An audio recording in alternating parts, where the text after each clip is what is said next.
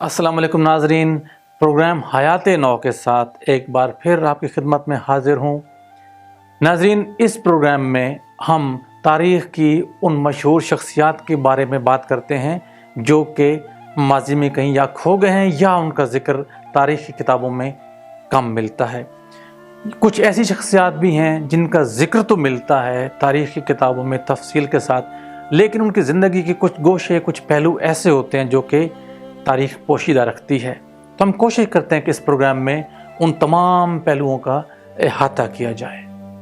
Ibnul अरबी एक हमजहत शख्सियत और एक मुनफरिद मजहबी रहनुमा के तौर पर जाने जाते हैं और मुस्लिम दुनिया के सबसे मोतबर और सबसे मौसर फ़लसफ़ी, शायर, रूहानी शख्सियत, माहिर इल्म नजूम, कॉस्मोलॉजी के माहिर और एक पुरस्कार हस्ती के तौर पर इब्नुल अरबी ने अपना लोहा मनवाया है। नाजरीन, शेख मुहिउद्दीन इब्नुल अरबी ने अपनी ज़िंदगी में तकरीबन 300 या इससे ज़ायद कुतुब तसनीफ़ की हैं। उनकी शायरी के दीवान के अलावा 2 किताबें बहुत मशहूर हुई हैं। वैसे तो उनकी तमाम कुतब, तमाम जरायद, तमाम रसाइल अपनी जगह अहमियत रखते हैं, लेकिन 2 किताबों को जो शोहरत और जो मकबूलियत मिली है वो शायद किसी दूसरी किताब को नहीं मिल सकी। उनमें से एक है अल-फतूहातुल मक्किया, द इल्यूमिनेशंस ऑफ मक्का, और दूसरी किताब फुसूसुल हिक्म के नाम से जानी जाती है, यानी द जेमस्टोन्स ऑफ विजडम। इन दोनों किताबों में शेख ने फ़लसफ़ा, शायरी, इल्म नजूम, इस्लामिक विजडम, तसव्वुफ़ और दूसरे मौज़ूआत पर सैर हासिल बहस की है। नाज़रीन, बहुत से लोगों को इल्म नहीं होगा कि शेख मुहिउद्दीन इब्नुल अरबी को शेखुल अकबर भी कहा जाता है, यानी दी ग्रेटेस्ट शेख। और ये टाइटल, ये लक़ब मुस्लिम दुनिया में किसी और आलिम, किसी और सूफ़ी या किसी और बुज़ुर्ग के हिस्से में नहीं आया। और इसकी वजह है, इसकी एक सॉलिड वजह है कि उनको शेखुल अकबर यानी दी ग्रेटेस्ट शेख क्यों कहा जाता है। इस्लामी तसव्वुफ़ के अंदर 2 मुख्तलिफ स्कूल ऑफ थॉट्स हैं या 2 नज़रियात पाए जाते हैं।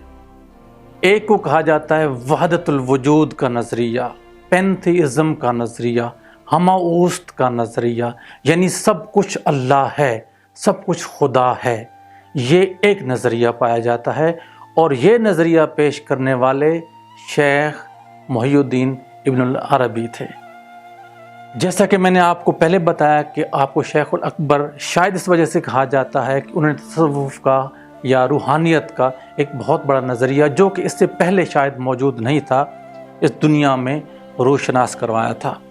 और इस नज़रिए की वजह से शेख को अपनी ज़िंदगी में भी और बाद में आने वाले ज़मानों में भी बहुत ज़्यादा तनकीद का निशाना बनाया गया। वहदतुल वजूद के मुकाबले में दूसरा नज़रिया जो है वो है वहदतुश शहूद का नज़रिया, पैंथीइज़्म का नज़रिया, हमाऊस्त का नज़रिया, या ये कहना चाहिए कि सब कुछ खुदा से है, सब कुछ अल्लाह से है। ये इसका कंट्रास्ट नज़रिया है और ये नज़रिया इसी नज़रिए के मुकाबले में पेश किया गया था, क्योंकि बहुत से उलमा का ये ख्याल था कि शेख मुहिउद्दीन इब्नुल अरबी का नज़रिया जो है वहदतुल वजूद का नज़रिया, इसने खालिक और मखलूक के फ़र्क को मिटा दिया है। लिहाजा कोई ऐसा नज़रिया इसके मुकाबले में होना चाहिए, कोई ऐसा फ़लसफ़ा पेश किया जाए जो कि इस नज़रिए को रद्द कर दे और अल्लाह की ज़ात की जो उसकी वहदानियत की सिफ़ात हैं वो ज़्यादा उजागर हों। नाज़रीन, वहदतुल वजूद का नज़रिया एक ब्रांड न्यू नज़रिया था, इससे पहले इसका वजूद हमें नहीं मिलता। लिहाजा इस नज़रिए ने या इस तर्ज़ तफ़क्कुर ने उलमा के हलकों में एक हलचल मचा के रख दी। और उलमा का कहना यही था कि चूँकि वहदतुल वजूद में ये कहा जाता है कि सब कुछ अल्लाह है, सब कुछ खुदा है, तो इसमें मखलूक और खालिक का जो तसव्वुर है वो ख़त्म हो रहा है। हर चीज़ या तो खालिक बनती है या मखलूक बनती है। लिहाजा इस नज़रिए को पूरे शद्दो मद के साथ रद्द कर दिया गया। बदकिस्मती ये रही है कि इस नज़रिए को रद्द करने वाले ना सिर्फ जय्यद उलमा बल्कि अपने वक्त के सूफिया भी थे। हालांकि अगर बगौर जायज़ा लिया जाए तो इब्नुल अरबी के बाद या उनकी ज़िंदगी में آنے والے جتنے بھی بزرگ ہیں، جتنے بھی صوفیاء ہیں، وہ نہ اپنے آپ کو اس نظریے سے الگ کر سکے ہیں، نہ اس کے سحر سے آزاد کر سکے ہیں۔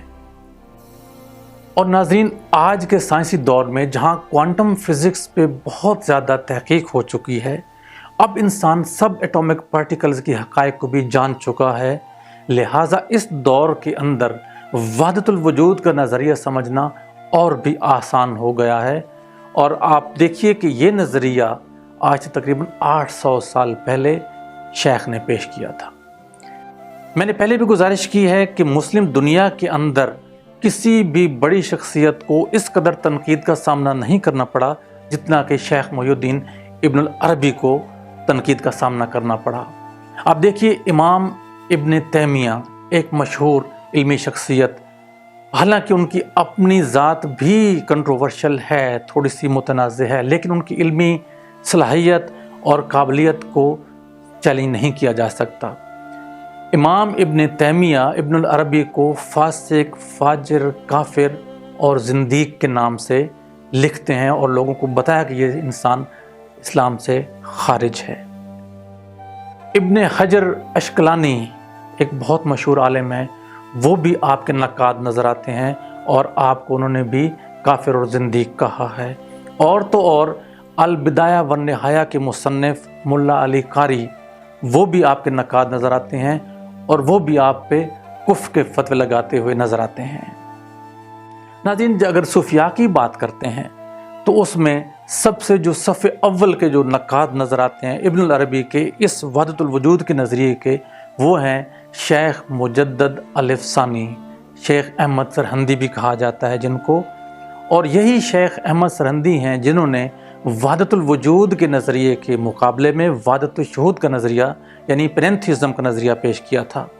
اب چونکہ شیخ مجدد الف ثانی ایک خود صوفی بھی تھے، بزرگ ہستی تھے، اور وہ ادب آداب سے بہت زیادہ واقف تھے، لہٰذا انہوں نے شیخ کی تنقید بھی کی ہے تو بڑے خوبصورت الفاظ میں۔ شیخ احمد سرہندی اپنے ملفوظات میں لکھتے ہیں کہ ہم لوگ ابن العربی کے دسترخوان کے بچے کچے ٹکڑے کھانے والے لوگ ہیں، لیکن کیا کیا جائے، جب صفات الہیہ کا ذکر آئے گا تو وہاں ہمیں ابن العربی کی مخالفت کرنا پڑے گی۔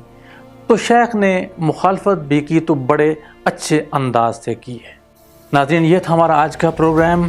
انشاءاللہ تعالی اگلے پروگرام میں یا اگلے ایپیسوڈ میں ہم آپ کو بتائیں گے کہ ابن العربی کی جو چیسٹ ہے، جو باکس ہے، جو صندوق ہے یا جو تابوت ہے، اس کے اندر کیا تھا، یہ اس کی اس قدر حفاظت کی جاتی تھی۔ اس وقت تک کے لیے مجھے اجازت دیجیے، اپنا بہت سا خیال رکھیے گا۔ اللہ حافظ۔